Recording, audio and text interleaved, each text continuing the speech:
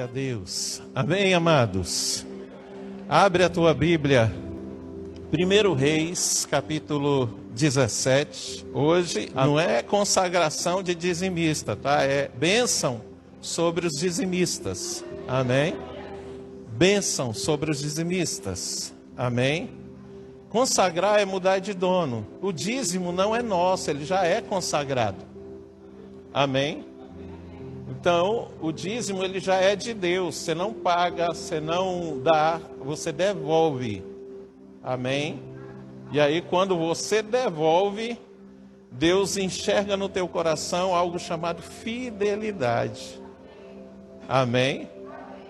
Quando você devolve, Ele olha para você, esse meu servo é fiel, é maravilhoso, ele está me devolvendo aquilo que é meu. Amém? Capítulo 17 de 1 Reis, diz assim, a partir do verso 8. Então veio a ele a palavra do Senhor dizendo, a ele quem? A Elias, ao profeta Elias. Levanta-te e vai a Sarepta, que é de Sidom, e habita ali, e eis que eu ordenei ali a uma mulher viúva que te... O que está escrito na tua Bíblia? Sustente. Tá, deixa aberto aí, deixa eu te perguntar, quem está falando aqui? O Senhor, amém? Glória a Deus. Então, verso 10, ele se levantou e se foi a Sarepta, e chegando à porta da cidade, eis que estava ali uma mulher viúva, apanhando lenha, e ele a chamou e lhe disse, traze-me, peço-te, numa vasilha,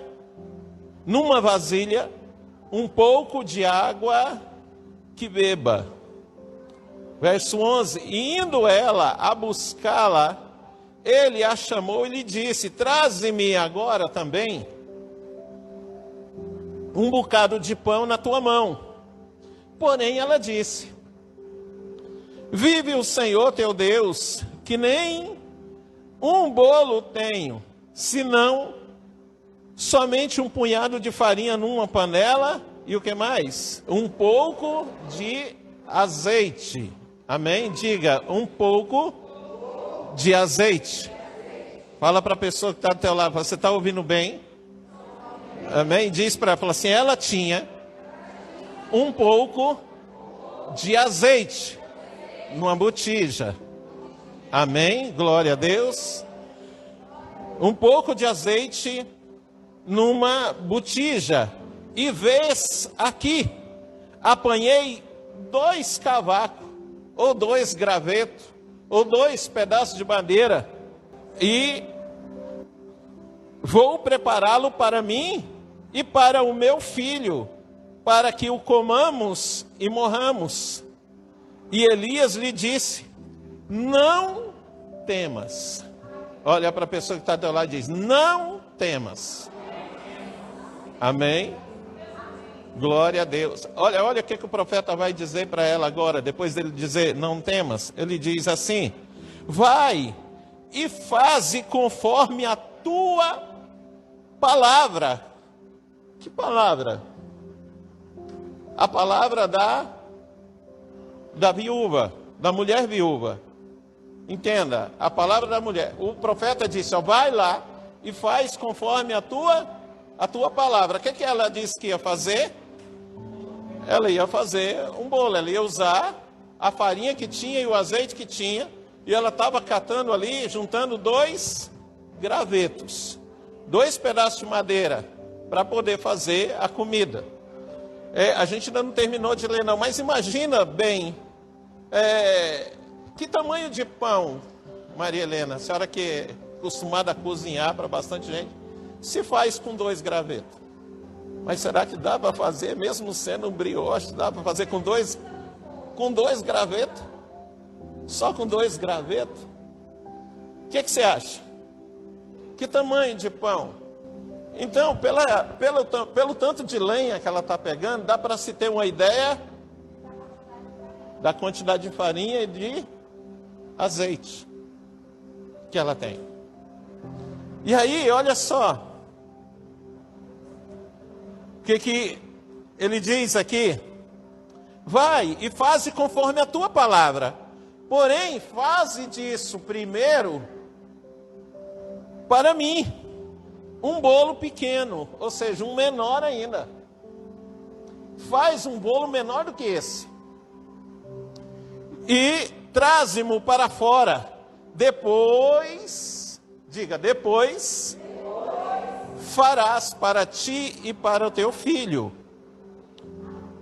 Porque assim diz o Senhor. No verso 13, era Elias que estava falando. Ouve, era Elias que estava falando. No verso 14, quem começa a falar é o Senhor. E aí ele diz assim: porque assim diz o Senhor Deus de Israel, a farinha da panela não se acabará, e o azeite da botija não faltará, até o dia em que o Senhor dê chuva sobre a terra. Quem pode dizer glória a Deus por isso? Agora que eu quero ver o negócio. Olha o próximo versículo. Verso 15. E foi ela e fez conforme o quê? A palavra de Elias. Não leio o restante ainda não. Verso 16. Vamos ler o 16. Depois a gente lê a segunda parte do 15 aí. Olha o 16. Da panela a farinha se não acabou, e da botija o azeite não faltou, conforme a palavra do Senhor que falara pelo ministério de... Quem pode glorificar a Deus por isso? Aleluia, glória a Deus. Agora vamos ler a segunda frase do versículo 15. Olha só que coisa tremenda. Aqui, é aqui onde a maioria das pessoas tropeçam, cai. E aí diz assim, e o azeite, o verso 14, o azeite não faltara até o dia em que o Senhor dê chuva sobre a terra. Verso 15, foi ela e fez conforme a palavra de Elias, e assim comeu quem? Ela. Ele quem? Ele quem? Elias, diga, fala o profeta. E quem mais? Quem é a sua casa aqui? O seu filho. Por quantos dias? Por muitos dias. Por quê muitos dias? Porque ficou 3 anos e 6 meses sem chover em Israel, conforme a palavra do profeta Elias. Amém? Então ficou muitos dias. Então, querido, deixa eu te mostrar algo aqui. Muitas pessoas, elas são dizimistas e elas não entendem o propósito do dízimo. São ofertantes, mas não entendem qual é o propósito da oferta. Muitas pessoas não são dizimistas porque não entendem o propósito nem de um e nem de outro. E tem outras pessoas, poucas, o mínimo delas, são dizimistas porque entendem o propósito do dízimo e também da oferta. E para tudo aquilo que Deus nos dá, inclusive nós fomos criados com um propósito de Deus. Todo mundo almeja encontrar ou viver a felicidade, sim ou não? Mas fala aí, no nome de Jesus, que Deus fez falando também. Então assim, todos nós almejamos alcançar a felicidade, amém ou não amém? Amém. Todos nós. Você não trabalha por amor à arte de trabalhar, sim ou não? Você não trabalha por isso. Ou você trabalha, você é encanador por amor à arte de trocar cano. Você é pedreiro por amor à arte de jogar massa na parede ou fazer. Você, cristiano, conserta ar-condicionado por amor à arte de consertar ar-condicionado. Ninguém trabalha por amor à arte de trabalhar. Trabalha por quê? Porque necessita trabalhar. Mas antes da queda não era assim. O homem trabalhava mais do que trabalha hoje, mas não era porque necessitava. Era porque ele cumpria o propósito dele. E ele era feliz e realizado no cumprimento desse propósito. Você não vê, e se tivesse mais escritos a respeito do Éden antes da queda, você não encontraria o homem reclamando disso. Você não ia ver ele reclamando que estava cansado. Você não ia ver ele reclamando: ó Senhor, tu vem na virada do dia, depois de um dia cansado desse, vem aqui me encontrar. O Senhor não pode vir mais cedo, ou no outro dia que eu não trabalhe muito, no sábado, por exemplo. É o dia que o Senhor disse que a gente ia descansar. Por que o Senhor não me procura no sábado? Você não vê isso. Por quê? Porque ele era plenamente realizado no seu propósito. Então trabalhar para ele não era um sacrifício. Não era algo sofredor. Trabalhar para ele era o cumprimento do propósito. E ele era plenamente feliz. Porém, depois que o homem pecou, infelizmente perdeu isso. Ele perdeu a conexão com o propósito que Deus havia criado para ele. E até hoje somos desconectados. A maioria não encontram motivo, não encontram essa verdadeira felicidade. Por quê? Porque a verdadeira felicidade tem a ver com o cumprimento do propósito para o qual nós fomos criados, para o qual nós fomos chamados. Eu me casei com essa mulher aqui, a mais linda de todas as galáxias. Por quê? Por causa do propósito de Deus. Por causa da felicidade que Ele tem para mim. Ele falou: você quer ser feliz? Você vai casar com ela. Só que é o seguinte: para vocês encontrarem essa felicidade no casamento de vocês, tem que cumprir o meu propósito.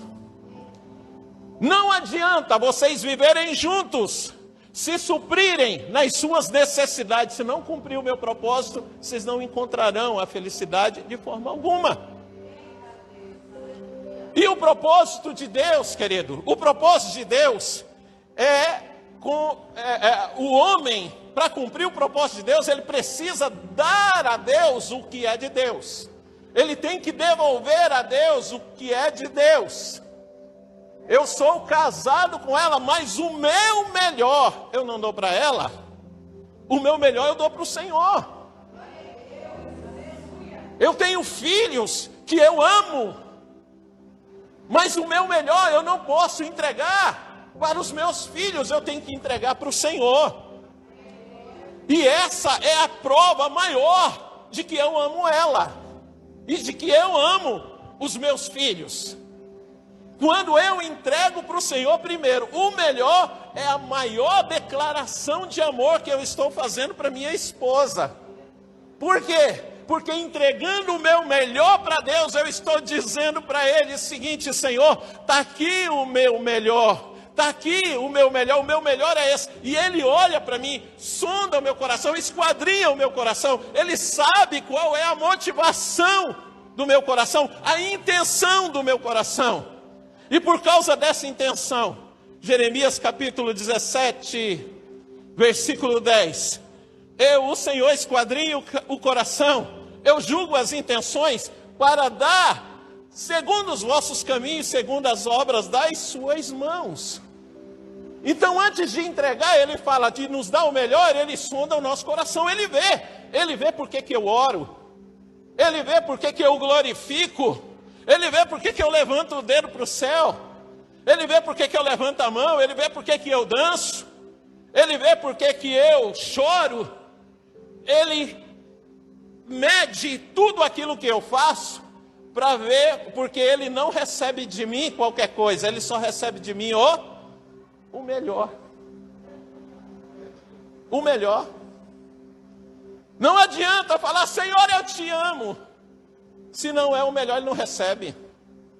É diferente de nós, que aí a pessoa chega para nós, né? Ela pode meter o pau na gente por trás, mas ela chega para nós e fala, eu te amo. Aí você fica, oi, que lindo, e se derrete todo. Porque a gente só vê o que está diante dos nossos olhos, mas Deus vê o coração. Então quando nós falamos algo, Deus, ele imediatamente, ele julga as nossas intenções. Quando fazemos algo, ele julga as nossas intenções. E aí, amado, para a gente encontrar essa felicidade, a gente precisa viver esse propósito. E não tem como descobrir o propósito de Deus para as nossas vidas se a gente não der para Ele o que é dele. Se a gente não entregar para Ele o que é dele. Se todos os dias, meu amado, eu não tiro um pouco do meu tempo para poder falar com Ele. E não é só falar, é principalmente ouvir Ele. Ah, pastor, mas como que eu ouço o Senhor? Leia a Bíblia que você ouve Ele. Todos os dias nós precisamos tirar um tempo para poder buscar ao Senhor como família. Querido, você quer ver um circo armado na minha casa? É quando eu falo para ela, vamos orar.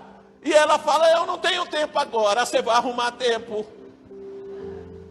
Ou então ela fala assim, eu quero orar agora. E eu estou ocupado com um monte de coisa lá. E eu fico tentando negociar. Ela fala, mas você não me cobra isso? Por que você não vai orar agora? Eu falo, não, vamos sim. Por quê? Porque eu casei com ela não foi só para dormir com ela. Eu casei com ela para buscar ao Senhor junto com ela. Para adorar ao Senhor junto com ela. Para dar ao Senhor o nosso melhor. Ele me deu filhos e a palavra dele diz que os meus filhos são herança dele. Eu tenho que cuidar bem deles. Só que eu não cuido bem dos meus filhos se eu não der o meu melhor para ele.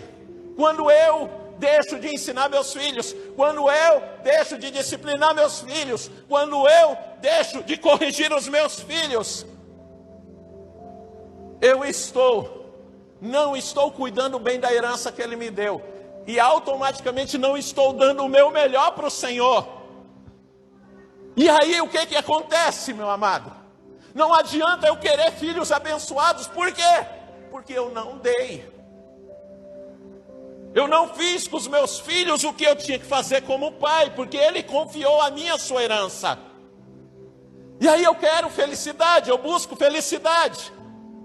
Mas a minha felicidade tem a ver com o que eu entrego para o Senhor. Com o que eu dou para o Senhor, não com o que eu recebo dele. Porque o que eu entrego para Ele, o que eu estou disposto a entregar para Ele, querido, é que Ele vai me mostrar o caminho para me poder viver o propósito dEle para a minha vida. Nós estamos lendo aqui uma palavra, nós acabamos de ler uma palavra, onde o profeta Elias, ele tinha declarado a palavra para Acabe, dizendo, olha, não vai chover aqui em Israel, de acordo com a minha palavra, não vai chover até que eu diga. E os céus cerraram. E a palavra vai dizer que Acabe procurou matar Elias, e Elias fugiu, e Deus direcionou ele para um lugar chamado Querite, que era um riacho. No Querite, Deus sustentava ele com pão e com carne.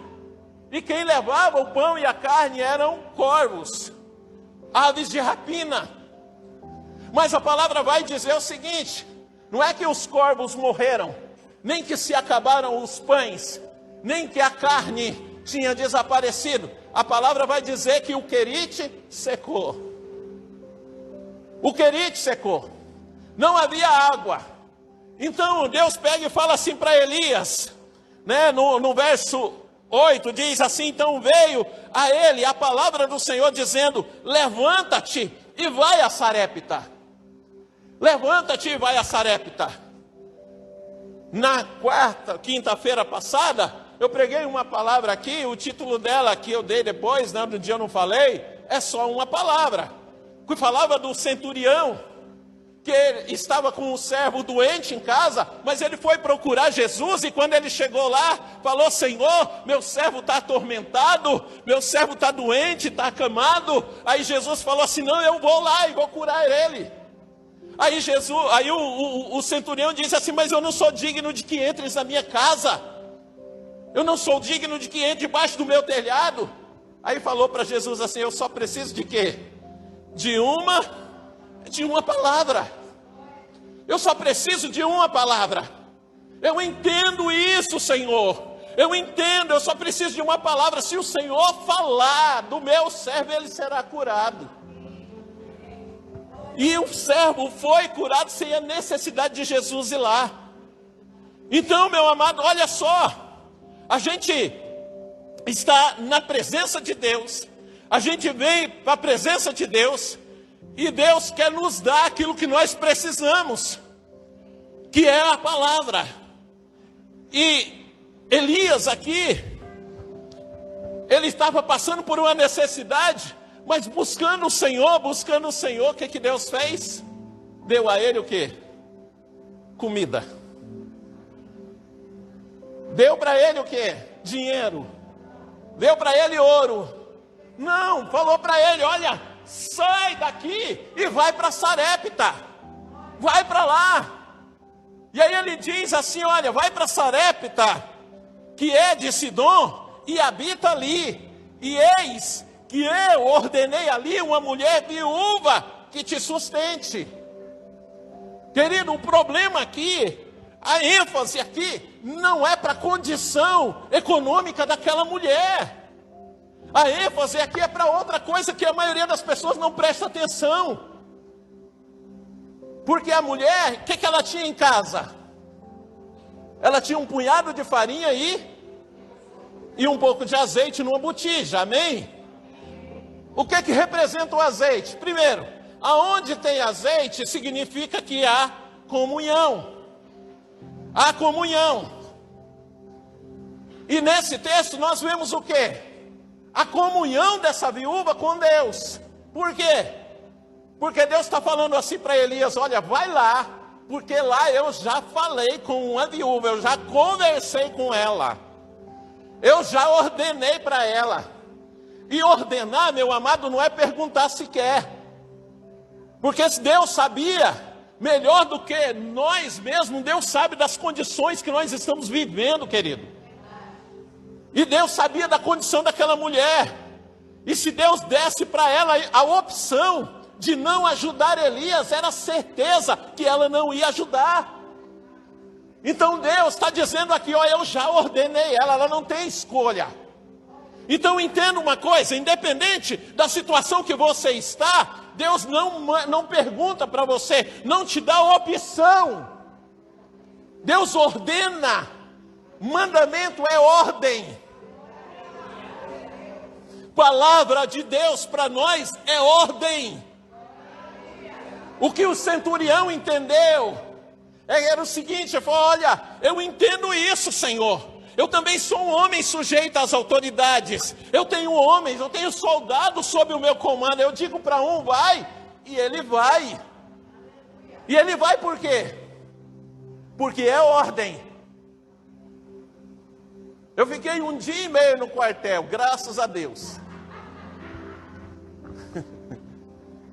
Mas lá, meu amado, fiquei 1 dia e meio. No dia que eu cheguei, o sol estava mais quente do que hoje, 14 horas da tarde. E aí, de calça jeans, camiseta, na época, estava na moda umas camisetas de manga comprida. E as calças, a cintura não era aqui, era aqui. E os tênis, com um negocinho. Chegamos lá, o tenente que nos recepcionou pegou e falou: pega a sua mochila e fica com ela. O tonto aqui pegou a mochila e pá no chão. Ele falou, chegou perto de mim: eu te mandei soltar? Não. Não, senhor! Não, senhor! O que eu falei que era para você fazer?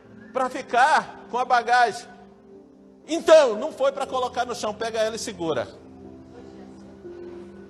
Foi lá em Rondonópolis. Eu fiquei segurando, pesado.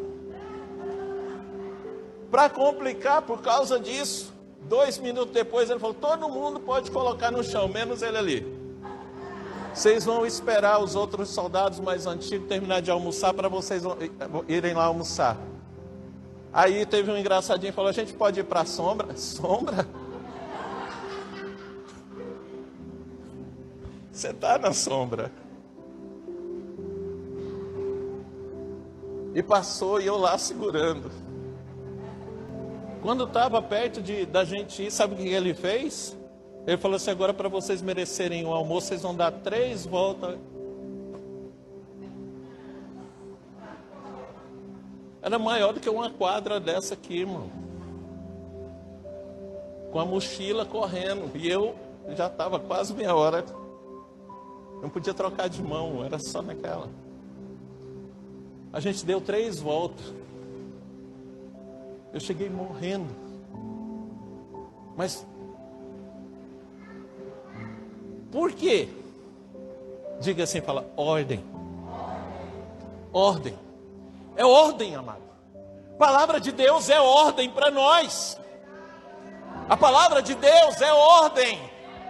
Nós queremos, querido, queremos a bênção dele, mas ele nos dá uma ordem, nós precisamos estar à disposição de obedecer. E obedecer implica em você abrir mão daquilo que você tem. Que na maioria das vezes não é dinheiro. É só obediência. Diga assim, aonde tem azeite? Também tem obediência. Quer saber se alguém tem unção ou não? Vê se ele é obediente.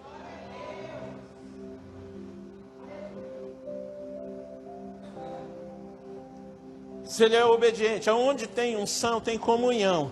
Aonde tem unção, tem comunhão com os irmãos. Deixa eu perguntar para você, a viúva conhecia Elias? Talvez já tinha ouvido falar. Mas a viúva não conhecia Elias. Então, meu amado, quando ele chegou e ele foi, ele pediu o que para ela? Qual foi a primeira coisa que ele pediu para ela? Pediu o quê?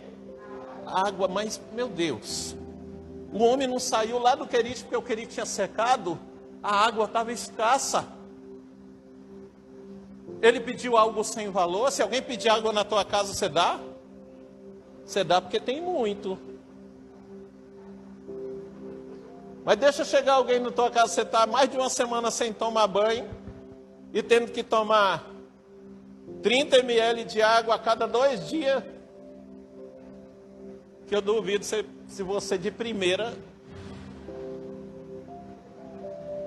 se Deus não tiver falado com você antes, eu duvido você dar. Mas aí, ele foi e pediu água para ela. A água era o bem do momento. A água era o tesouro do momento. E a palavra de Deus diz que ela foi, imediatamente ela foi lá pegar água para ele. Você sabe o que eu vejo com isso? Eu vejo que ela entendeu, ela ouviu a voz do Senhor, mas ela achou que era só água. Ela achou que era só água. E aí ela foi lá para obedecer. Porém, enquanto ela ia, meu querido, deixa eu falar uma coisa para você. Deus, Ele não vai facilitar as coisas para você. Quanto maior é a bênção que você quer, mais Ele vai dar uma. Mas entende uma coisa, se tem unção, não tem dificuldade de obedecer. Não há dificuldade para obedecer. E aí ela estava indo, é só água. Deus falou, eu vou dar água, Deus vai me abençoar, Deus vai fazer maravilhas na minha vida. É isso, pronto, é assim que nós pensamos todas as vezes que nós viemos da igreja. É assim que a gente age. Ah não, pastor, eu já estou aqui na igreja, então Deus tem que me abençoar. Eu já vim no culto. Eu já estou aqui, então Deus vai me abençoar. Não, mas não é só isso. Não é só isso. Não, pastor, mas espera aí, eu já orei hoje de manhã, por que eu tenho que orar aqui na igreja? Ah, pastor, eu estava no carro, e aí eu coloquei uma música e comecei a cantar, eu já dei a minha adoração, por que eu tenho que cantar aqui na igreja? Ah, pastor, eu estava no Facebook, aí alguém mandou para mim um versículo, e aí eu li o versículo, eu já li a palavra hoje, por que eu tenho que ler a palavra? Por que eu tenho que acompanhar a leitura da palavra durante o culto? É o mesmo comportamento, é só isso. Acha que Deus está te pedindo só isso, mas não é. Deus quer algo mais do que isso. Deus está falando, olha, eu quero o que é meu. Ele não está te pedindo nada que é teu. Ele está pedindo o que é dele. Você veio aqui, querido, para dar algo para Deus, mas o que Ele quer de você é o que é dele. E é o que é dele que muitas vezes nós queremos segurar para nós. Nós queremos guardar aqui no bolso. Nós não queremos entregar para Deus o que é dele. E o dele é o melhor, amado. Eu não estou falando só de dízimo e de oferta. O melhor é o melhor do teu tempo. Você saiu da tua casa.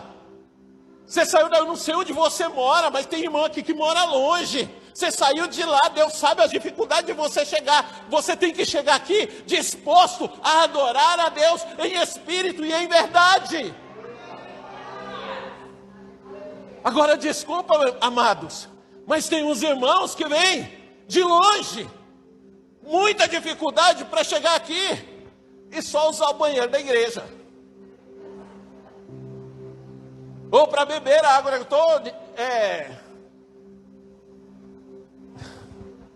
Nada disso, amado. Eu estou pregando a palavra de Deus para você. E se a gente sai de longe para vir para a presença de Deus, se eu estou na presença de Deus, eu preciso entregar o meu melhor para Ele aqui. É o melhor da minha adoração. Agora é a hora do louvor. É a hora do louvor. Então, não conversa comigo. Não conversa comigo, porque agora eu vou dar a Deus o meu melhor, o melhor da minha adoração. É hora da palavra. Não conversa comigo, porque o meu Deus está falando. Eu quero ouvir, eu quero compreender o que Ele está falando comigo. O que Ele está falando comigo vai transformar a minha vida, vai mudar a minha história. Eu não posso ouvir você. E é esse o problema, amado.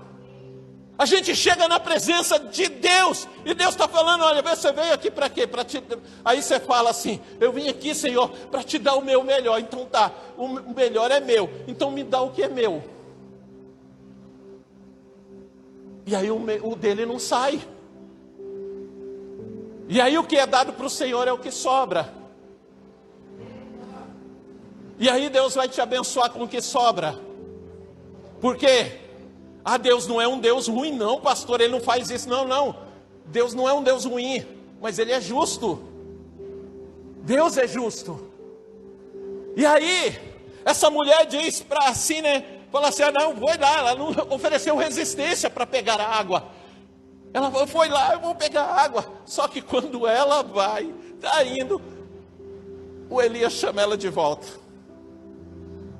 E aí eu falo, olha, faz o seguinte, traz também um pouco de pão. Não. Talvez na cabeça dela funcionou assim. Senhor, o combinado foi água.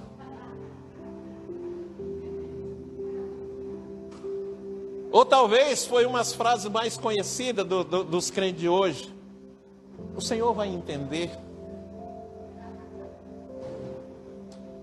Não, o Senhor sabe o que eu estou passando. O Senhor sabe. O Senhor conhece. O Senhor vai entender.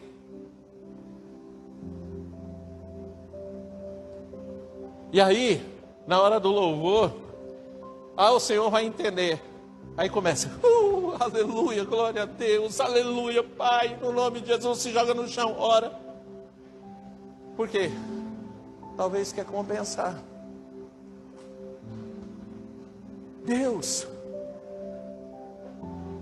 bocado. Aí ela vira: Senhor, viu o Senhor teu Deus, que nem um bolo tenho. Ela falou a verdade? Sim ou não? Sim ou não, irmão? Não, ela falou a verdade. Ela não tem um bolo. Ela não tinha um bolo pronto. Então eu não tenho nenhum bolo. É verdade, amado. Muitas vezes nós usamos a verdade para poder tentar. Entendeu? Nós usamos a nossa verdade para poder negociar com o Senhor, para não dar para Ele o nosso melhor. Lembra que eu falei na quinta-feira daqueles irmãos que acordam com dor de cabeça e a primeira coisa que vem na cabeça dele é: eu acho que não vai dar para mim ir no culto hoje. Tem o dia todo, cara, o culto na quinta-feira, 7h30. Ele acorda com dor de cabeça. E aí ele já fala: eu acho que não vai dar para mim ir no culto. Ele não pensou no trabalho, ele não pensou em nada. Ele pensou no culto à noite. Eu acho que não vai dar para ir no culto à noite. Ele está usando o quê? Uma verdade para poder burlar algo lá na frente. Ele não está bem de manhã, mas até a noite tem um grande espaço de tempo, sim ou não? Ele está usando isso, querido. Tem um monte de outras coisas. Eu não quero me ater muito, porque eu quero orar contigo. Mas aí olha o que ela diz: porém, nenhum bolo tem senão somente um punhado de farinha numa panela e um pouco de azeite numa botija. Ela está falando a verdade? Sim. Mas qual a intenção dela? Não sei. Não sei qual a intenção dela. Mas de repente você chega com fome no lugar e você chega num lugar, num restaurante para comer, e você pede comida e fala: não tem nada pronto, mas eu vou fazer. E você está com muita fome. O que você faz? Hoje em dia, meu irmão, não tem quem espera não. Talvez aqui, querido, o que ela queria? Queria que ele desistisse. Mas aí ela fala assim: olha, vês aqui, apanhei 2 cavacos, tentando sensibilizar ele. Fala assim: olha só, é tão pouco. É pouquinho. Pastor, o que eu tenho é tão pouco, por que eu tenho que dar dízimo e tenho que dar oferta? Olha o que o profeta disse para ela. Elias lhe disse: não temas. E é isso que Deus está falando para você hoje à noite. Não temas. Olha para a pessoa que está ao teu lado e diz para ela: não temas. Não temas. Não temas. Você que está em casa, olha para as pessoas que estão perto de você e diz: não temas. Não temas. A palavra do profeta hoje é: não temas. A minha palavra para a tua vida hoje é: não tema. Não tema.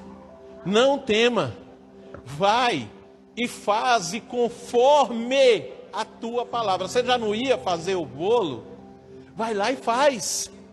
Vai lá e faz. Mas faz obedecendo. Faz obedecendo. Faz obedecendo. Faz obedecendo.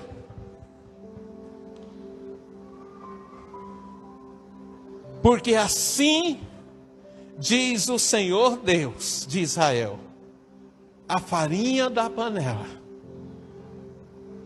não se acabará, e o azeite da botija não faltará até o dia em que o Senhor dê chuva sobre a terra. Sobre a terra. Sobre a terra. Quando nós decidimos, querido, fazer e entregar para Deus o nosso melhor, Deus não nos dá outra coisa senão o melhor. O melhor. O melhor. Só que aí entenda, meu amado, tudo é para cumprir o quê? O propósito. Por isso que eu pedi para você ler o segundo, só depois a segunda frase do versículo 15. E assim comeu ela, o profeta e a sua casa por muitos dias. Qual que era o propósito daquela prosperidade? Qual que era o propósito? Oi? Alimentar o profeta. Entendeu? Quando há disposição de obedecer, Deus te dá muito mais do que você pede ou pensa, para cumprir o propósito. Amado, há propósito nos dízimos. Há propósito. Há propósito nos dízimos. Há propósito nas ofertas. Qual é o propósito dos dízimos, amado? O propósito dos dízimos, a palavra de Deus diz que é a manutenção e mantimento, para manutenção e mantimento. O propósito dos dízimos é para mantimento. E o propósito das ofertas é para manutenção. Amém ou não amém? Amém. Para manutenção. Manutenção tem a ver com reforma, construção, com aluguel, com tudo voltado para o suprimento do templo. Mantimento tem a ver com obras sociais, com os salários dos pastores da igreja e de qualquer outro funcionário que seja contratado para poder trabalhar na obra. É com os dízimos. E a nossa intenção é fazer com que tudo cumpra o seu propósito. Amém? No nome de Jesus. Todas as vezes que você devolve dízimo, você está cumprindo, ajudando a igreja a cumprir o propósito dela. O propósito dela. Ai, pastor, eu ouço tantas coisas falar por aí. Meu amado, não deixe de dar dízimo pelo que você ouve por aí, mas seja dizimista e ofertante pelo que a palavra de Deus diz. Entenda uma coisa, eu quero encerrar aqui. Olha só. Quando aquela mulher, quando Deus falou para Elias, vai para Sarepta, que eu ordenei a uma viúva que te sustente. Se Deus falasse para você assim, vai para algum lugar que eu vou ordenar alguém para te sustentar, o que você pensaria? O que você pensaria, Vavá? Vai lá para a Bahia que eu ordenei alguém lá que te sustente. O que você pensaria, William? Você vai falar assim, vai, sai daqui, William, de Cuiabá e vai lá para o Rio Grande do Norte que eu ordenei alguém lá que te sustente. O que você imagina? Olha para a tua vida, para o quanto que você gasta em casa e imagina quanto é que você vai... Você vai imaginar o quê? Não, acho que eu sou mais bobinho aqui. O que eu pensaria? Falar assim, Deus vai levantar alguém bem rico para poder vir. Né? Casa. Tá. Era isso que eu ia pensar, mano. É isso que a gente pensa. Só que quando ele chegou lá no lugar onde Deus havia falado, o que ele encontrou? Talvez eu e você faria assim. Falou assim, você está de brincadeira comigo, né? Eu acho que tem alguns irmãos que faria. Fala assim, Senhor, pelo amor de Deus, meu carro, só de combustível é o tanto que eu gasto. Olha um futuro crente aí, ó. Entendeu?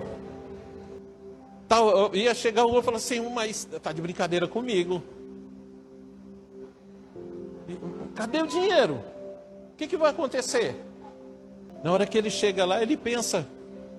Ele não pensou nada disso. O que ele pensou? Falou, Deus falou, ele vai cumprir. Por que ele profetizou na vida da mulher? Olha, assim diz o Senhor. Por que ele profetizou? Porque Deus disse que ela ia sustentar ele.